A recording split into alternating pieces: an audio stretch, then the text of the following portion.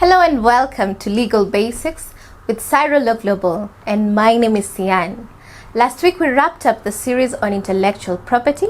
I hope you're able to protect your ideas and especially the ones for your community. I hope you're able to protect your traditional knowledge, your geographical indications, and you're able to uplift your communities.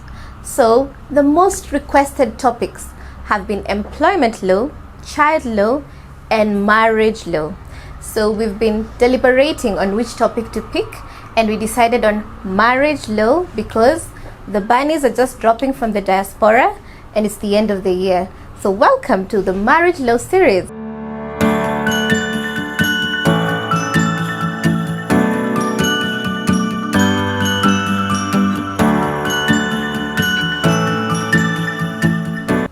So on this marriage law series, first of all, we would like to thank Chigiti and Chikiti Advocates for facilitating the shooting of this series. So on the first topic on marriage law, we need to deal with who can marry, who has capacity to marry. And the first issue is age. Now, before the 2010 Constitution of Kenya, people of the age of 16 who professed the Hindu religion were allowed to get into marriage. However, after the Constitution of Kenya 2010, only people who have attained the age of 18 are able to contract marriage irrespective of the religion they profess. So right now in Kenya, people who are under the age of 18 cannot get married. Also, if you do get married to a person under the age of 18, you're going to be guilty of an offense, and defilement attracts up to 20 years. Secondly, marriage is a contract like any other contract. I know your pastor said it's a covenant, but marriage is also a contract. For a person to enter into a marriage contract, they need to have the capacity to contract just like any other contract. First, they need to be in their sound mind. So this means they are not mad, they do not have any bouts of insanity. Secondly, it means they're going to be sober. A person cannot contract a marriage during intoxication if they're drunk or if they're on any drugs that has impaired their reasoning. Thirdly, a person can only get into a contract through their voluntariness, which means they need to not have been pushed, not to be under any duress. And fourthly, you need to get into marriage without fraud, without mistake. It means that nobody is trying to con you, nobody is trying to blackmail you to get into a marriage. So, for example, in the story of Jacob and Leah and what is the name of that? And Rachel, where Jacob married one woman and found out that the one that he wanted to marry is not the one who he had been given. In such a situation, such a marriage would not be valid. You must be sure the identity of the person that you're getting married to. You must be willing. It must be a voluntary union. Now, aside from the capacity to contract, the marital status of a person will determine whether or not they can contract a marriage. Now, in Kenya, there's 3 kinds of marriages that are considered strictly monogamous. First of all, that is the Christian marriage. Second, it is the Hindu marriage. And third, it's the civil marriage. If a person is getting into these 3 types of marriages, then they must not be married at the time of contracting that marriage. So that would mean a bachelor and a spinster. However, if a person has been previously married before, then they need to have completed their divorce proceedings for them to contract another marriage. If a person is in a marriage arrangement that is classically polygamous, so that would be either an Islamic marriage and secondly a customary marriage, then such people can contract another polygamous arrangement. But a person who is married in a system of law that is classically polygamous cannot contract another monogamous marriage. That will be all for today. Thank you for tuning in. Please send in your questions to cyrolawglobal@gmail.com. We'll be happy to answer you. Bye-bye.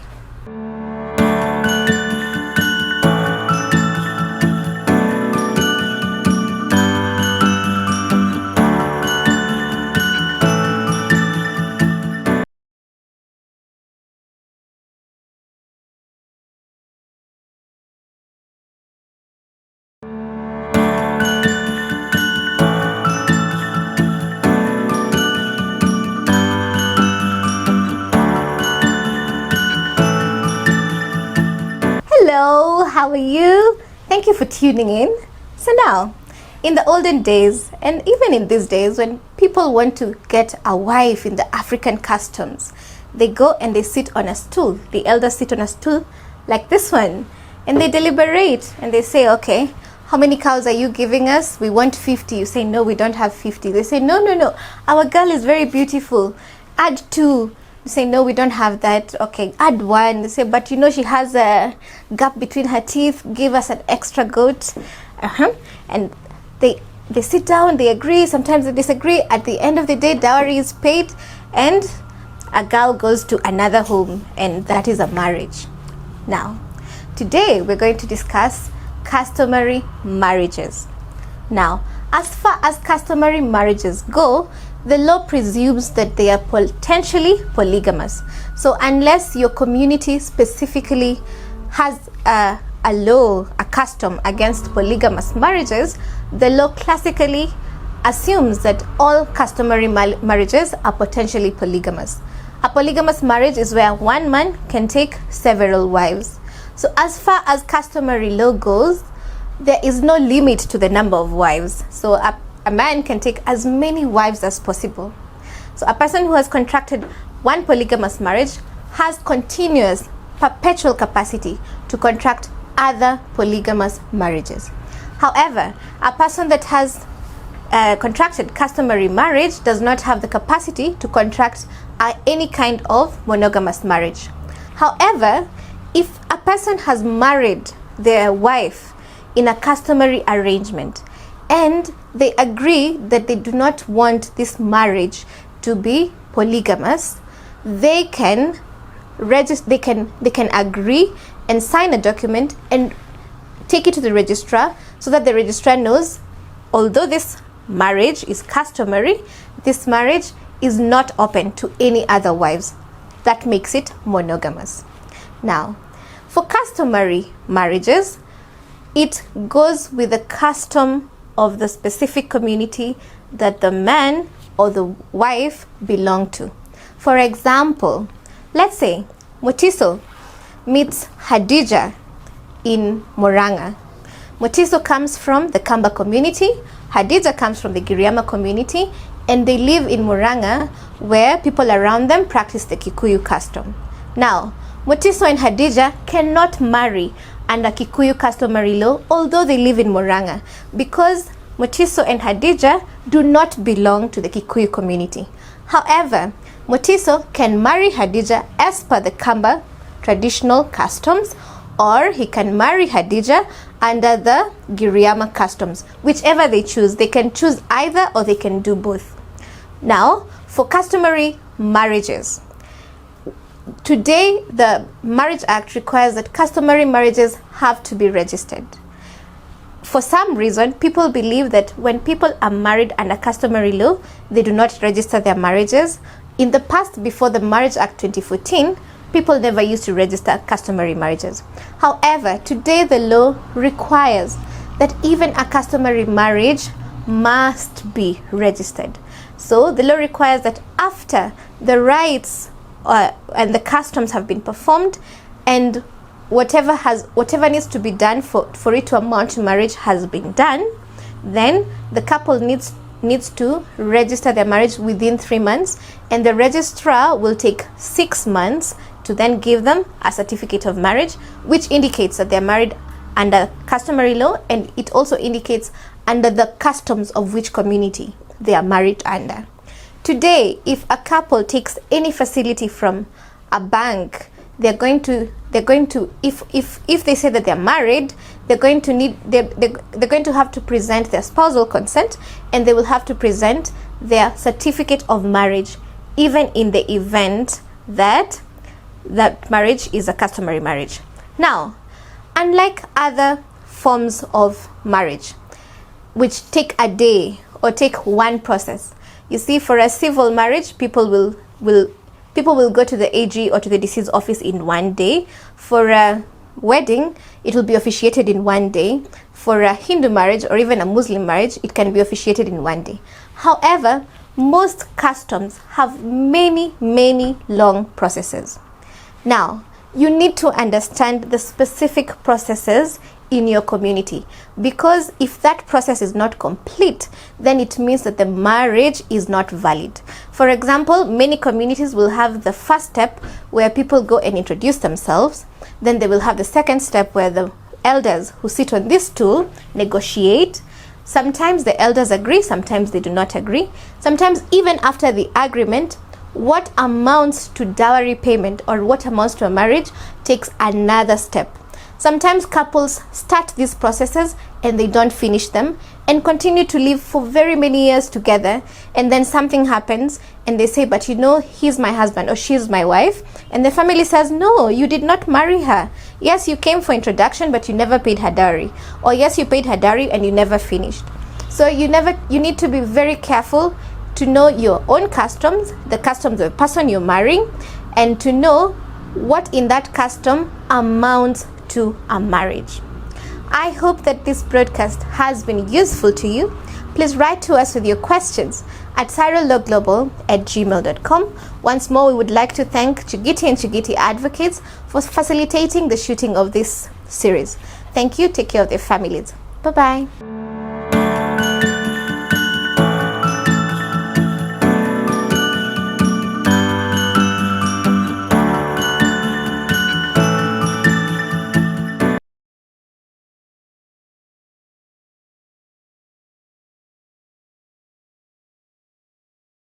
Hello and welcome to Legal Basics with Cyril Law Global, and my name is Sian.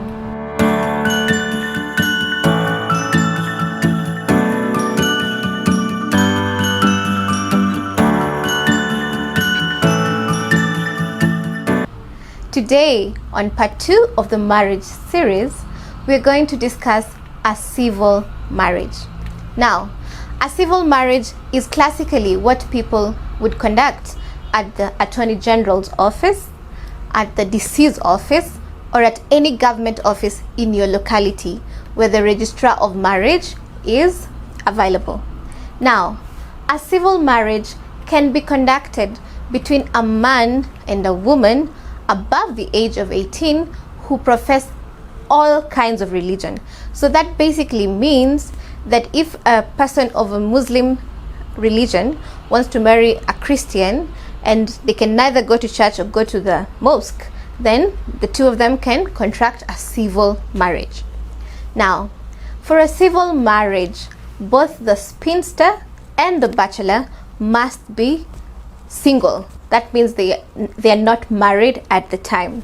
So just like we said in our previous broadcast on the capacity to marry, for monogamous marriages, either people who have never been married before enter into them, or if they have been married before, they need to have completed the processes for ending their previous marriage for them to contract a civil marriage. Now, before you go to the registrar on the day and you join together as man and wife, you need to give a 21-day notice. Now, part of this notice will have a lot of details. The details will be who are the couple, who is the man and who is the woman. You will have to give details of your respective parents. You will have to give a declaration that none of you is married at the time, and you have to give a declaration that you are not getting into a prohibited marriage. Under the Marriage Act, prohibited marriages are marriages that are between close family members. So in the Kenyan system, a person cannot marry their brother or their sister or their parent or their step-parent or any of the close relatives of their previous spouse. Those would be prohibited marriages. So when you give the 21-day notice, you also have to give the declaration that the two of you are not getting into a marriage that would classically be a prohibited marriage. Now, when people get into a civil marriage, the registrar is going to sign a marriage certificate in triplicate. Triplicate means 3 copies.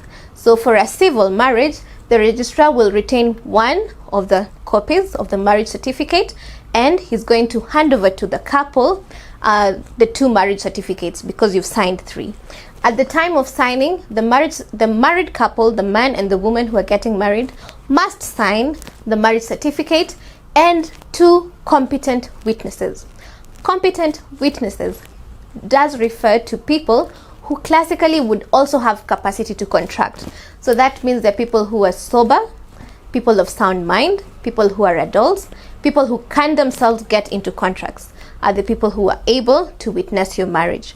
They don't have to be relatives, they don't have to be a magistrate, they don't have to, so long as they're adults and they have capacity to contract, then they would make competent witnesses. I hope this broadcast has been useful to you. If you have any questions, please write to us at sarulawglobal@gmail.com. And before we close our broadcast, we would like to give our thanks to Chigiti and Chigiti Advocates for facilitating the shooting of this marriage series. Thank you. Take care of your families.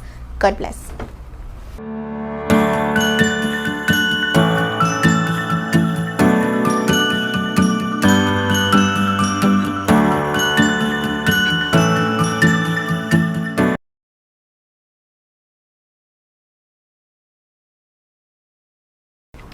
Do you know what this is? This is the vinyl disc, or the LP. We old people used to play this for music before YouTube, before discs, before flash discs. And if you know what this is, it means you're old and you need to get married. And this is the marriage series. Welcome to Legal Basics with Sarah Law Global, and my name is Sian.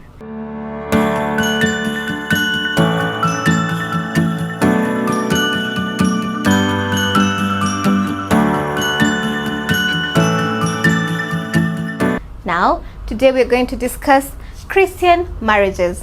Ta-da! Here comes the bride, all dressed in white and lace. So now, in a Christian marriage, either of the couple, either the lady or the man, can be Christian, or both of them can be Christian.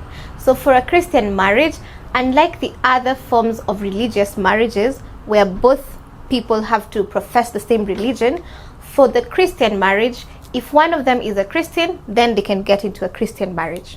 Now, a Christian marriage is monogamous. So just like a civil marriage and just like a Hindu marriage, the man and the woman need to be completely single. Either they're a bachelor or they're a spinster. And if they have been married before, then they need to have concluded the processes that ended their previous marriages.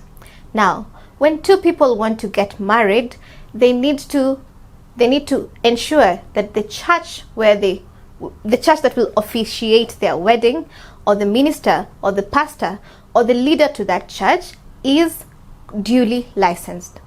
If the head of that church or whoever will be officiating the wedding, if they're not duly licensed, then the couple suffers the risk of having their marriage nullified. So before you have a wedding by any church, you need to ensure that the leader of that church or whoever is going to be officiating your wedding is duly licensed. So during the wedding, during the officiating of a Christian marriage, first you will have the licensed minister, as we have said. Second, you will have the couple.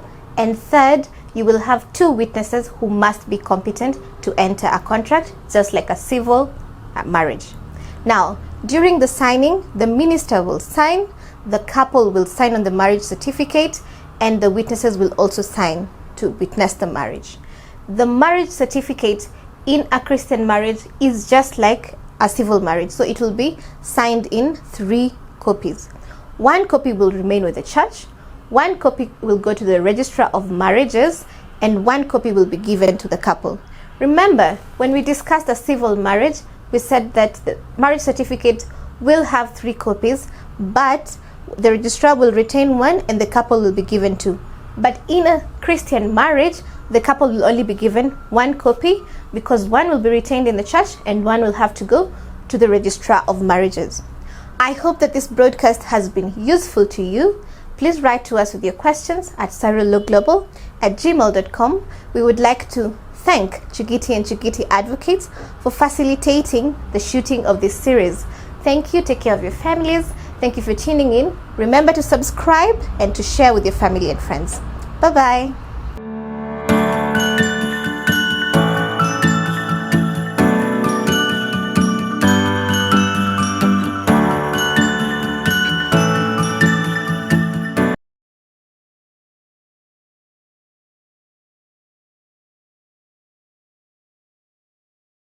Salam alaikum. Welcome to Legal Basics with Cyril Global, and my name is Sian. Today we're going to discuss Islam or Mohammedan marriages.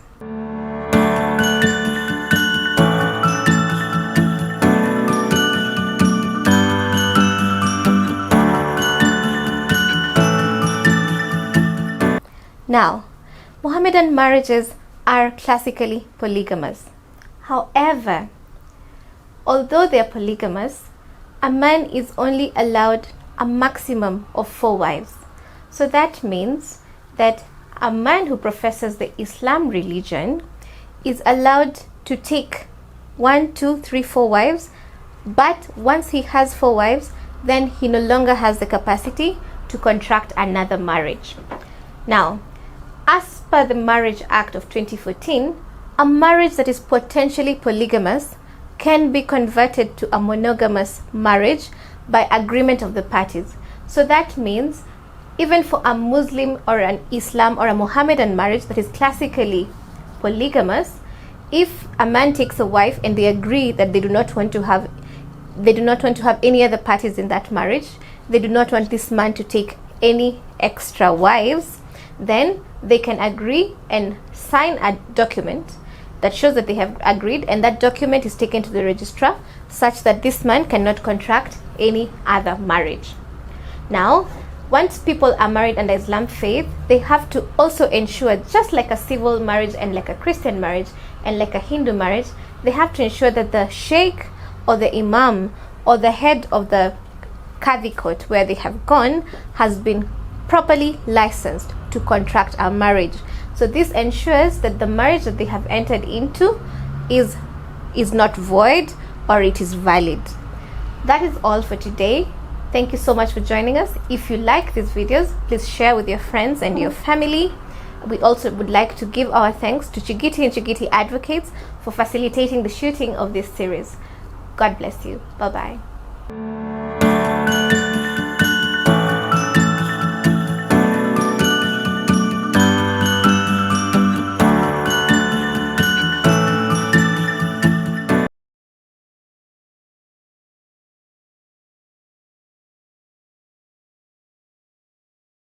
Hello, what do you think when you see this? Do you think a genie will come out and ask you what you want? No, inside here I have an Indian concoction that heals all things, and I also have Indian earrings, so I'm in theme. Welcome to Cyril Global, and my name is Sian. Today we're going to discuss Hindu marriages, and that's why we're in theme.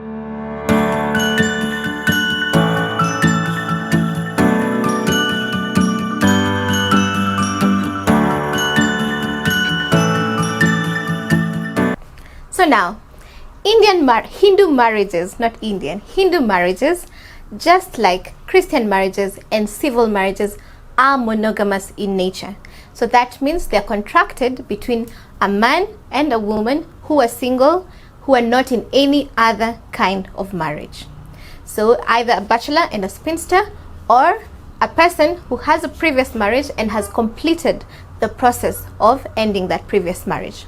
Now, for Hindu marriages, both the man and the woman must be people who profess the Hindu religion. This one fact is so important in a Hindu marriage, such that if one of the people in a Hindu marriage convert to another religion, then that alone is a ground for divorce. Now, just like a Christian marriage, a Hindu marriage must be officiated by a person who has been given the due powers by the registrar of marriages to contract marriages. So if two people want to enter into a Hindu marriage, they must ensure that the person that is going to be officiating their union has been duly licensed and appointed by registrar of marriage to ensure that that marriage is not nullified and that it is valid. Now, for a Hindu marriage, the grounds for divorce, if the marriage does not work out, are slightly different than the grounds for divorce for a civil marriage and the other kinds of marriages. Aside from the classic grounds that apply to civil marriages and to Christian marriages, like cruelty, like desertion for more than 3 years, like extreme depravity. Under a Hindu marriage, there's 2 extra grounds that they do not share with the other kinds of marriages. The first ground, as we say, is if one person converts to another religion or abandons the Hindu religion. And the second is that if any of the people in the marriage takes part in any sexual offense, for example, rape or sodomy, in a Hindu marriage, that would be a reason to end the Hindu marriage. Now, I hope this broadcast has been useful to you. Please write to us with your questions at sarulogglobal@gmail.com. We would like to thank Chigiti and Chigiti Advocates for facilitating the shooting of this broadcast and this series, and we hope that you're going to write to us. Take care of your families. Bye-bye.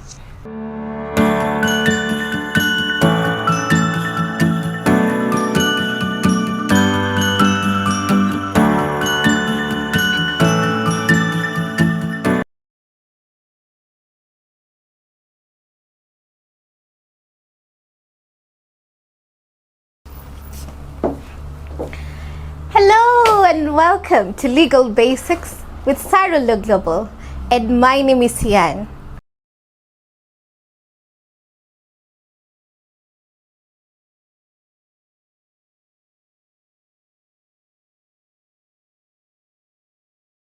So, some marriage starts at the altar when people say I do to each other. Some marriages start with some animals moving from one compound to another. And yet some marriages start like this. You come in the morning, you sneak in, your father sees you and says, go where you slept yesterday. And yet some other marriage start with an article of dress. You leave a shoe today, you leave a jacket tomorrow, you leave a shirt the other day, and then one day you don't go back, right? What do you call that? We call it come we stay marriage. Actually, legally, the law does not really recognize a marriage that is called come we stay marriage. Under the Marriage Act, there are only 5 kinds of marriages that are recognized by law, and that is the Christian marriage, the Muslim marriage, the Hindu marriage, and the customary marriage. However, some people are able to go to court and get an order of a presumption of marriage. However, it's a very tricky line. When people are not in any kind of legally recognized marriage, then for their union to be recognized by the courts as a marriage, some things must be there. First of all, you need to have a very long-term cohabitation. Now, the problem is that there's no legal statute that describes or defines what exactly a long-term cohabitation is. So cohabitation is basically when a man and a woman live together as a husband and a wife without a specific legal process.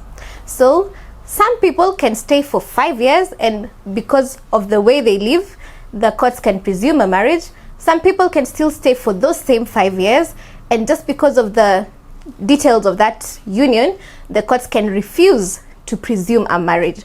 So classically, come we stay marriages are very tricky.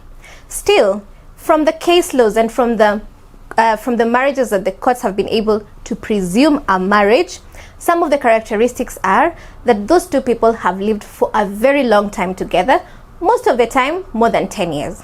Secondly, most of these people have children together. Third, sometimes they take property together, or they take insurance, or they have declared in their documents at work or in their official documents that the other person is their spouse. However, classically, come we stay marriage is not a recognizable form of marriage in Kenya. If you want to be safe, then you need to either register your marriage, either go to the AG and have a civil marriage, or go through your customary right processes in your community and have a customary law marriage. Or your other option is to go to your religious sect and have a marriage that is religious, that is either Christian or Hindu or Muslim. I hope this broadcast has been useful to you. Please write to us with your questions at sarulogglobal@gmail.com. Before we close our broadcast, we would like to thank Chigiti and Chigiti Advocates for facilitating the shooting of this series. Thank you. Take care of your families. Sanitize. Stay safe. Bye-bye.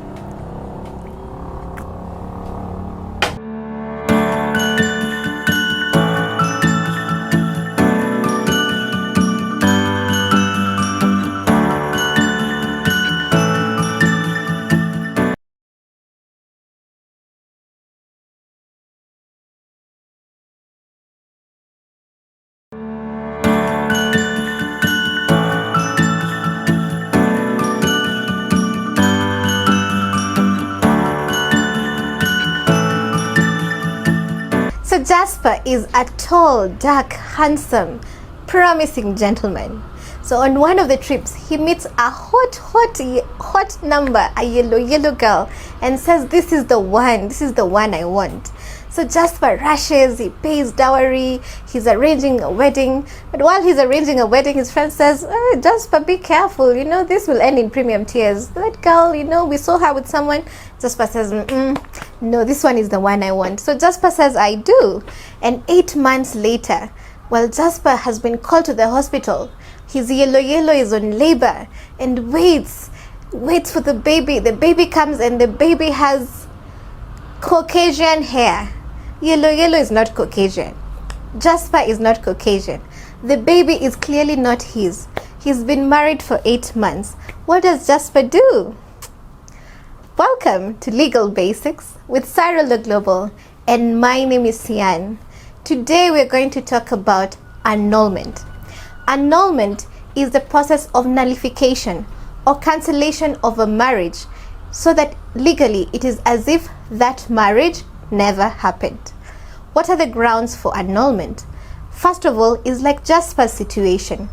If a man marries a woman and at the time of the wedding or at the time of officiating the marriage, the woman was pregnant and it turns out that the baby did not belong to the man, then that is a ground for nullification. Secondly, if any of the parties at the point of contracting the marriage did not have capacity to contract the marriage, then the marriage will be nullified. Remember, in our previous broadcast about who can marry and what capacity to marry is, we said that parties who contract a monogamous marriage must not be in any other kind of marriage.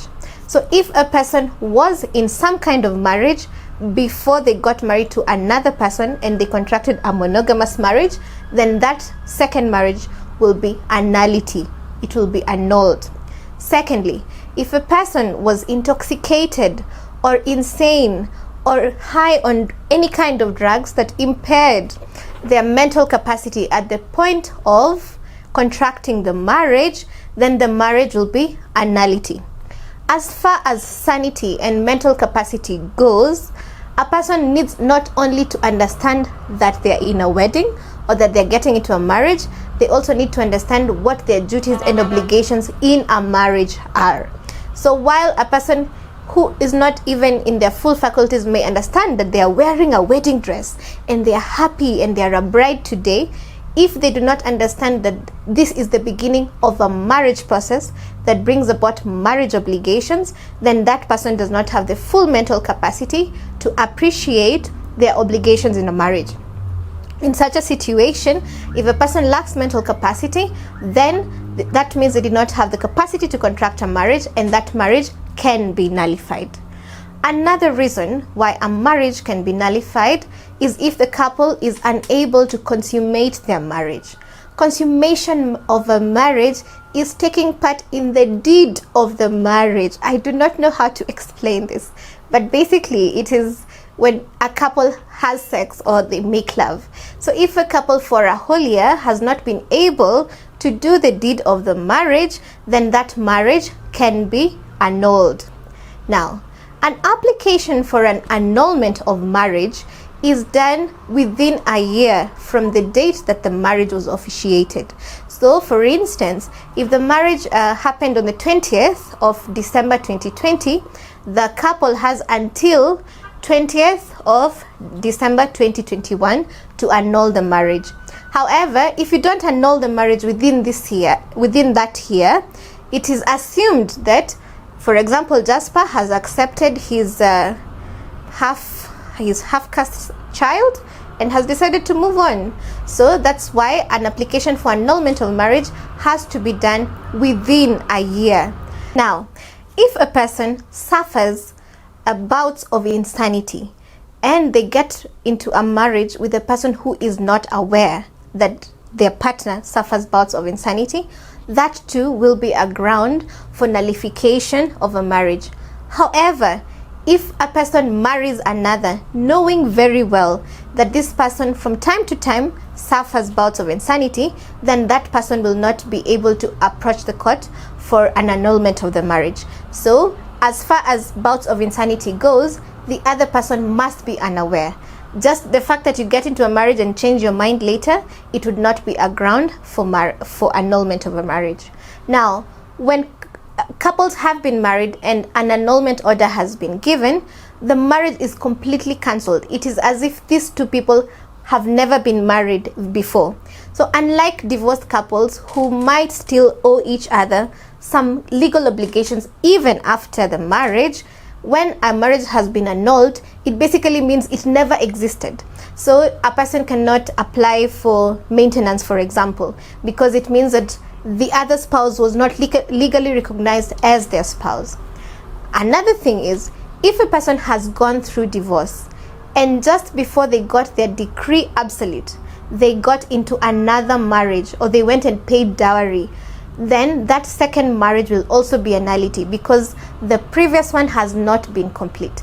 So when couples are in their second or consecutive relationships and they want to marry, it is important to ensure that the previous relationship has been completely legally severed. So if a person, for example, has filed divorce proceedings and they are yet to receive their final divorce order, then they cannot contract another marriage because the second marriage will be a nullity and it is not going to be valid in law and it is going to be annulled. I hope that this broadcast has been useful to you. Please write to us with your questions at saralawglobal@gmail.com. Once more, we would like to thank Chigiti and Chigiti Advocates for facilitating the shooting for this series. Take care of your families, sanitize. Bye-bye.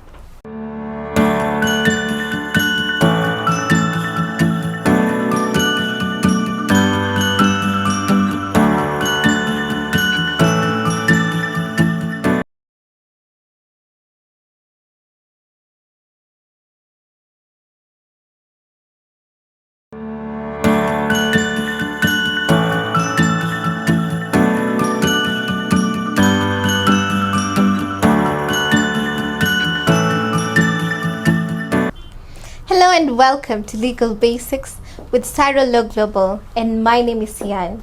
Today we discuss a topic that is emotive and also important. You see, when people say I do and in church, at the AGs, when they say I want to love you forever, they intend it to be forever. But the realities of life is that sometimes forever, happily ever after is not the way we pictured it. And sometimes people have to take a break or call it quits. So today we're going to discuss separation, which is the legal way of saying that married people are taking a break. Yeah, but what is that break and how is it taken? So first of all, people who are separated are still married. Legally, they're still married. So the obligations that they have as married people, they still hold them towards each other. For example, if a person is separated and they have another sexual relationship, that relationship will still be considered to be adultery because in essence, the marriage is still intact. So when people want to separate, it's usually because of reasons that make the marriage untenable, but usually they have not decided to call it quits. They want to take a break for some reason. It could be an alcohol problem, it could be violence, it could be just communication issues, whatever it is. There's many things that make a marriage not tenable for both parties. So separation can be in two ways. First of all, parties can just enter into an agreement by themselves and say, let's take a break for a year. Maybe you move out, stay in another house. Let's see whether we can work out our issues because it's hard to work them out when we're together. or you can go to court and get separation orders. When people have agreed to separate by themselves and they've entered into a separation agreement, the court can still interfere with the terms in that agreement. If in any circumstance it is unfair to any of the parties, then the court can interfere and vary some of the terms of that agreement. Now, when people are separated, the property that they hold as a married couple, they still hold it as a married couple.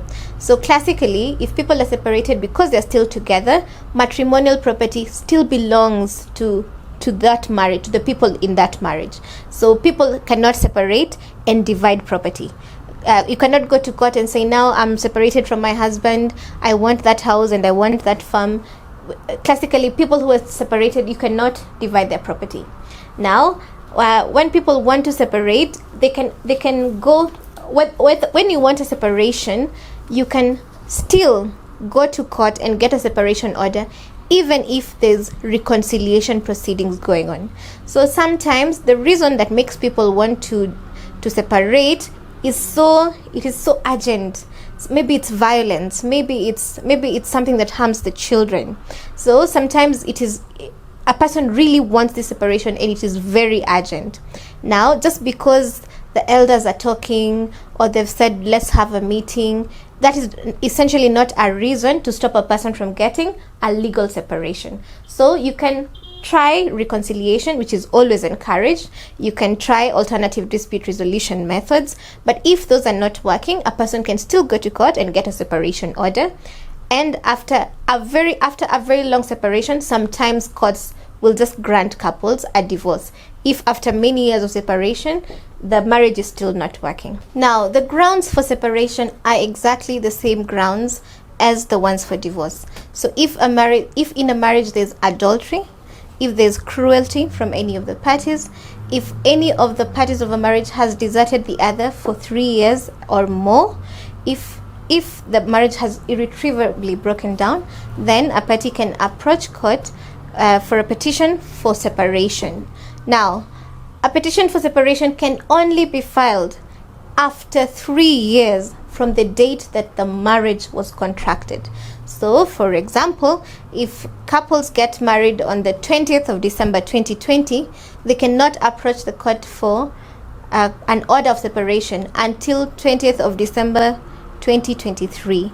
So, before the new Marriage Act, separation orders could be granted for less period of marriages, but after the 2014 Marriage Act, it provides that for a divorce and for a separation, the parties must wait for 3 years. I hope that this broadcast has been useful to you. Please write to us with your questions at sarologlobal@gmail.com. We will be happy to answer you. And before we close our broadcast, we would like to give our thanks to Chigiti and Chigiti Advocates for facilitating the shooting of this series. Now, we hope that you're going to take care of your families. Stay blessed.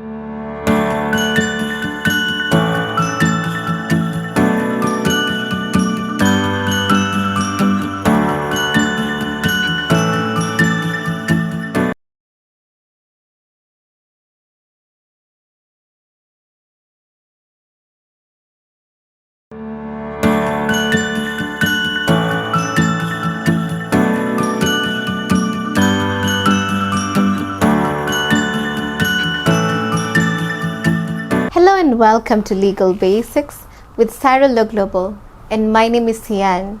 Still on the marriage law series, today we're going to discuss divorce. We touched on separation in our last broadcast, and today we discuss divorce, which is usually a sad way that marriages end, but reality is that they do. So now, what are the grounds for divorce? The grounds for divorce depend with the kind of marriage. For civil marriages, the grounds for divorce are adultery, cruelty, desertion for more than 3 years, extreme depravity, and when the marriage has irretrievably broken down. For customary marriage, all the grounds for a civil marriage apply, as well as any other ground that according to the custom of that community would be considered a ground for divorce. For Hindu marriages, the grounds for divorce are also the same as the ones for civil marriage, as well as if the person has stopped being of the Hindu religion, or if they've committed any sexual offenses like rape or sodomy, then it will also be a ground for divorce. Christian marriages and the grounds for divorce are exactly the same as the grounds for divorce for a civil marriage. Now, the divorce process can be quite long and quite tedious. It starts with a person filing a petition in court. In the petition, you have to explain the grounds why you want to be divorced. After that, the court will hear both parties and decide whether it's going to give a divorce order or not. Actually, the court can decide that two people should not divorce and ask you to go and talk. So just the fact that you file a divorce petition in court does not mean that it is automatic. Sometimes the court can decline to give you a divorce order. Now, when the court hear the parties and give you a divorce order, they will give you a decree nisi. A decree nisi means that the court has seen that there is no reason why you should not divorce, or it agrees that there should be a divorce if that's what you want. However, a decree nisi is not final. Parties can still reconcile once a court has issued a decree nisi. If parties reconcile and decide to go on with their marriage, even after the petition has been heard and the decree nisi has been issued, then the decree nisi will just be cancelled and the parties and the marriage will continue. However, a decree nisi has a set time limit.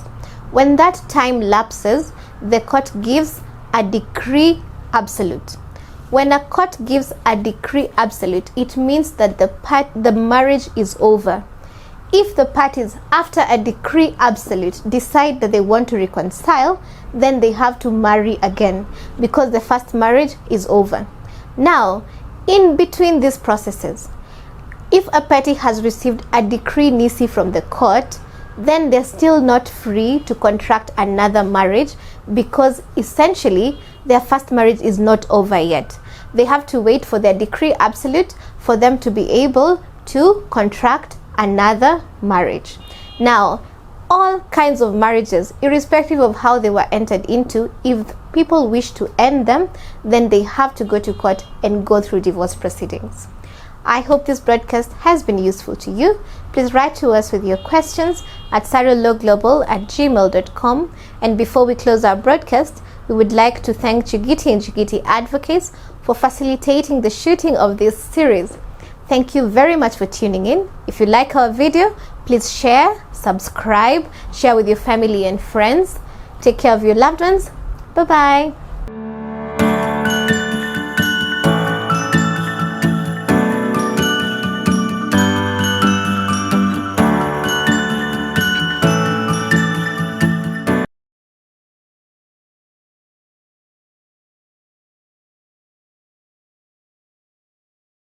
Hello and welcome to Legal Basics with Sarah Law Global, and my name is Sian. We've come to the conclusion of our marriage law series, and today we are doing our very last topic, which is marriage in foreign countries.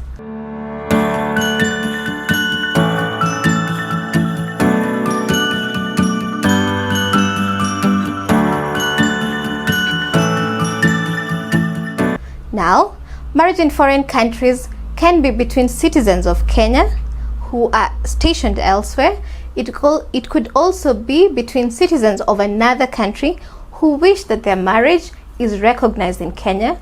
It could also be citizens of another country, or one of the couple is Kenyan, who do not want to be together anymore, and they want a Kenyan court to make orders regarding that marriage. So, for a marriage that has been celebrated in another country to be recognized in Kenya, first of all, it must have been contracted consistent with the laws of that country where it was celebrated.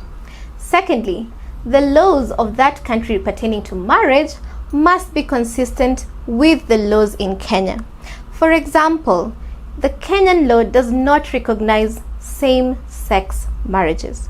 Yet, there are same-sex marriages elsewhere in the world.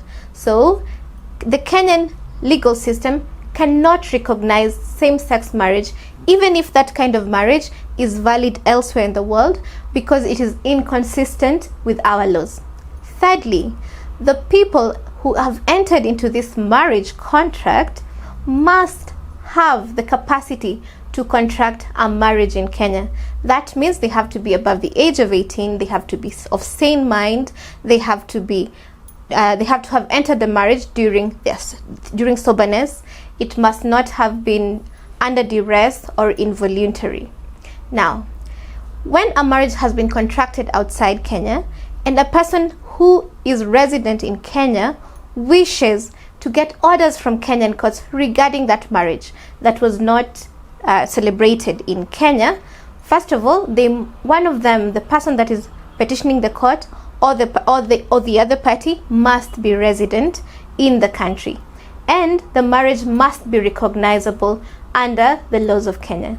So that will be all. It's a very short topic today. We're going to answer all your questions. We have really enjoyed this marriage series. We hope that you have enjoyed it too. Please write to us at Serial Law Global with your compliments, with your questions, with your suggestions, and we'll be sure to listen to you. We are also very keen on the topics that you want us to cover, so keep writing to us and suggesting the topics that you would like us to expound for you. Once more, we would like to give our heartfelt thanks to Chigiti and Chigiti Advocates for standing with us and for facilitating this marriage law series, and for you at home who has been watching us, who has been sharing, who has subscribed, we are very thankful. Please also share with your circles and take care of yourself. Bye bye.